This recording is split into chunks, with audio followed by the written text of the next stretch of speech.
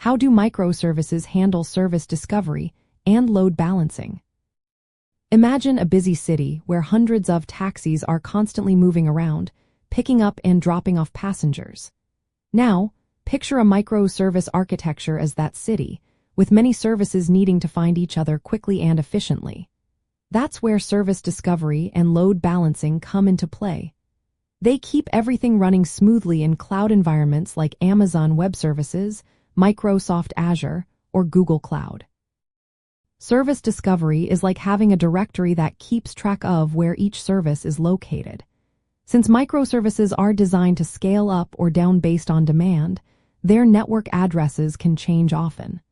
Static configurations just don't work here. Instead, each service registers itself with a central or distributed registry when it starts. This registry acts like an up-to-date phone book, listing all active service instances with their current network locations, including IP addresses and ports. When a microservice needs to communicate, it asks the registry for the latest location of the target service. This can happen in two ways. In client-side discovery, the service itself queries the registry, picks an instance based on a load balancing rule, and makes the request directly. In server-side discovery, the client sends a request to a load balancer or API gateway, which then consults the registry and forwards the request to an available service instance. Some systems use DNS-based discovery, which resolves service names to IP addresses, but this can cause caching delays. Others use API-based discovery, which interacts directly with the registry for real-time data.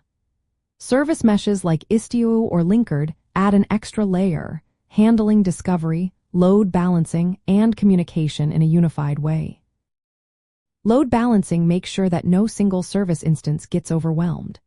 It distributes incoming requests evenly across all available instances, which helps improve response times and keeps the system resilient. When combined with service discovery, load balancers know exactly which instances are available and healthy. Client-side load balancing involves the client choosing an instance after querying the registry, often using algorithms like round-robin or least connections. Server-side load balancing involves a dedicated component, such as an API gateway or load balancer, that receives requests from clients and forwards them based on current load and availability. Advanced systems like service meshes can also handle retries, circuit breaking, and routing policies, making the whole process more robust. Cloud providers have built-in tools to support these processes. Amazon Web Services offers AWS Cloud Map for service discovery and Elastic Load Balancing for distributing traffic. Azure provides Azure Service Fabric with native discovery and load balancing, and Azure Kubernetes Service uses Kubernetes DNS and Azure Load Balancer. Google Cloud uses Kubernetes native discovery and Google Cloud Load Balancing to distribute traffic globally. Security is also a key part of this setup. Many systems use mutual transport layer security to encrypt communication and verify identities. Automation tools in DevOps pipelines help keep service discovery and load balancing updated during continuous deployment.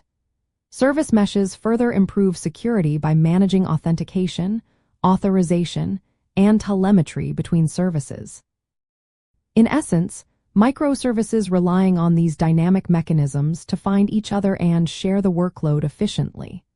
They hide the complexity of locating services and balancing traffic behind simple interfaces, making cloud-native applications scalable, resilient, and easier to manage across large infrastructures.